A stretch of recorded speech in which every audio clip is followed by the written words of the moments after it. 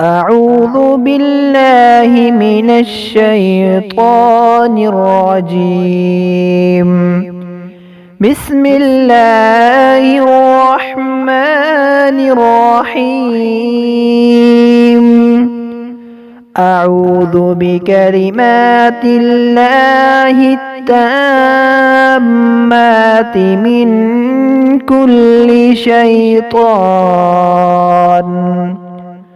شيطان وهامة ومن كل عين لامة يا حي حين لا حي في ديمومة ملكه وبقائه يا حي